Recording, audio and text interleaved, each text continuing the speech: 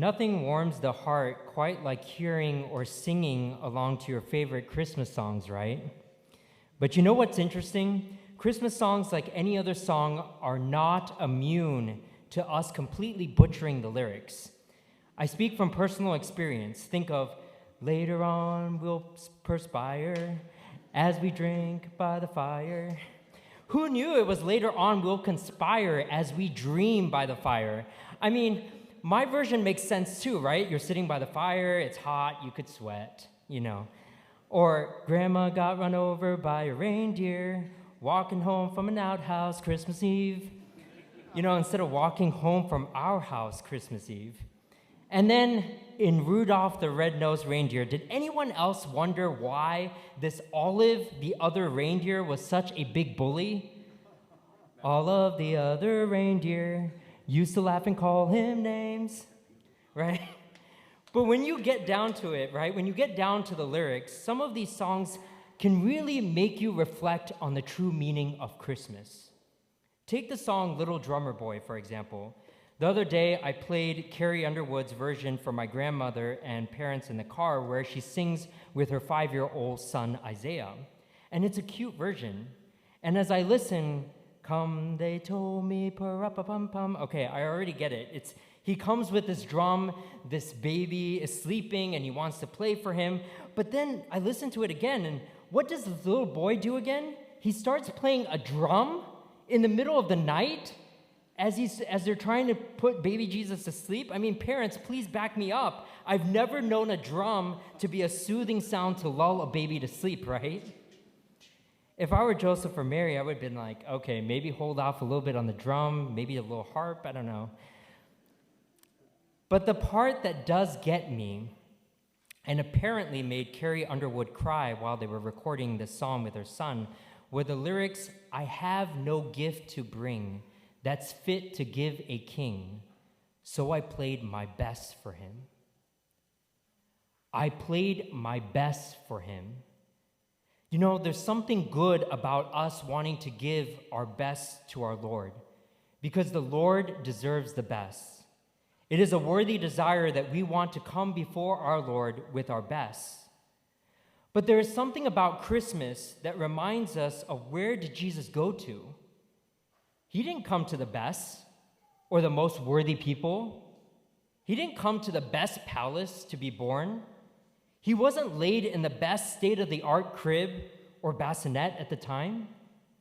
The manger in a stable with animals and straw was not the best. Jesus came to the worst. And even in terms of the genealogy, which we all made it through, thank God, good job, Deacon. We see a glimpse of this too, right? I mean, the people at the time would have been looking at this genealogy, and they would know that Jesus' family tree included some of the greatest saints, the best, and some of the greatest sinners as well, the worst.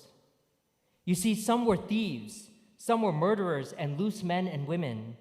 But God didn't discriminate by only coming through the most holy and righteous.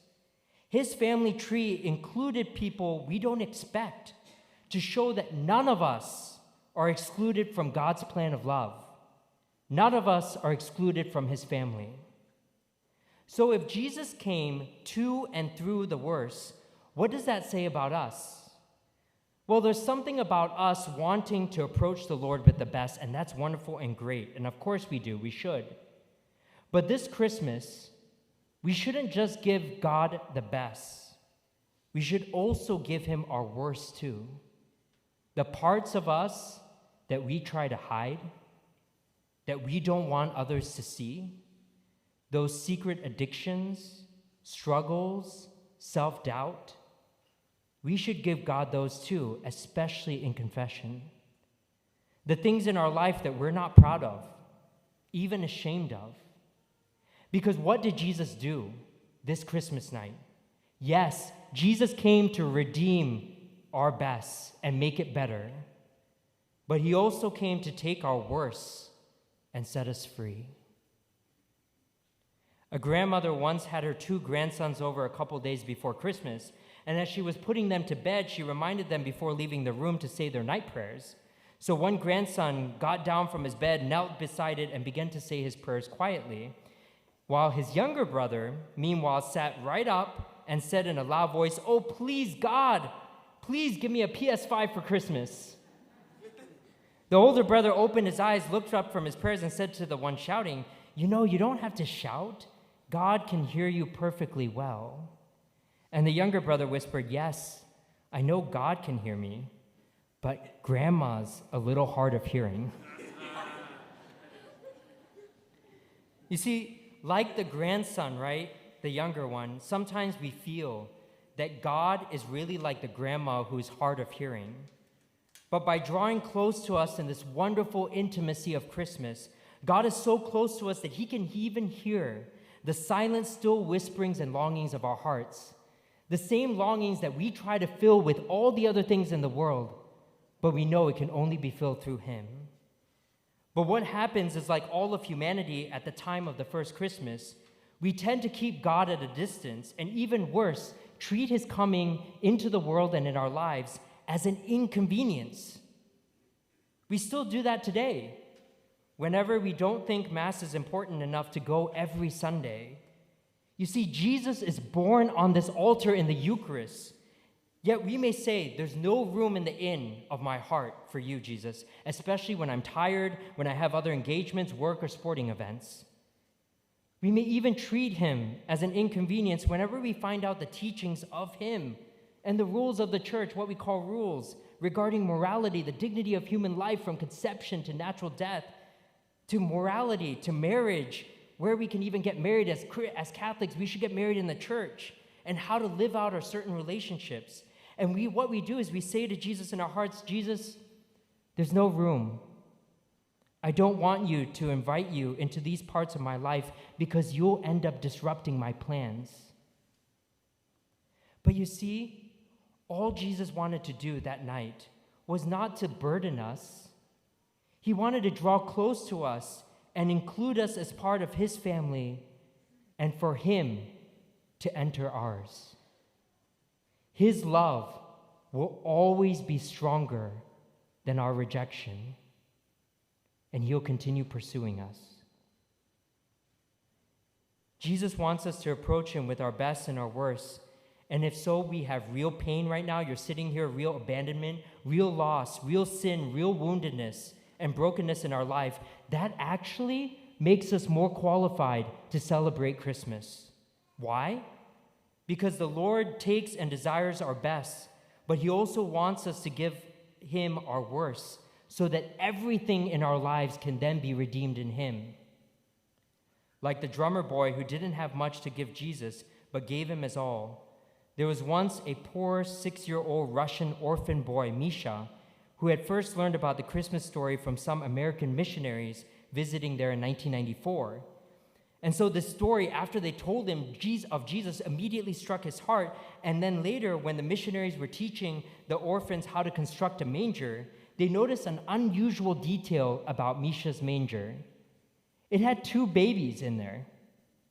And so when they questioned him why, Misha began to explain accurately the Christmas story until it got to the part where Mary put baby Jesus in the manger. At that point, he went off script and he says, "Well, when Maria laid the baby in the manger, Jesus looked at me and asked me if I had a place to stay. I told him I don't have no mama, no papa, and no place to stay. Then Jesus told me I could stay with him. But I told him that I couldn't stay because I didn't have a gift. So I asked Jesus, 'Jesus, if I sleep next to you and keep you warm, will that be a good enough gift?' Jesus replied, 'If you keep me warm, that would be the best gift anybody ever gave me.' So I climbed into the manger, and that's me right there. And Jesus told me that I could stay with him and his family always." As he finished, Misha's eyes were filled with tears of joy because he had finally found in Jesus someone who wouldn't abuse him, forget him, but would stay with him and love him as his very own. Misha not only gave Jesus his best, what he could give him, his warmth, but also his worst, his insecurities, loneliness, and pain. Like Misha, like the little drummer boy, this Christmas, give Jesus your best, but also realize that in Emmanuel, God with us, Jesus redeems everything. He makes our best even better, and most importantly, he takes our worst, infuses his love in our lives so that we may be truly set free.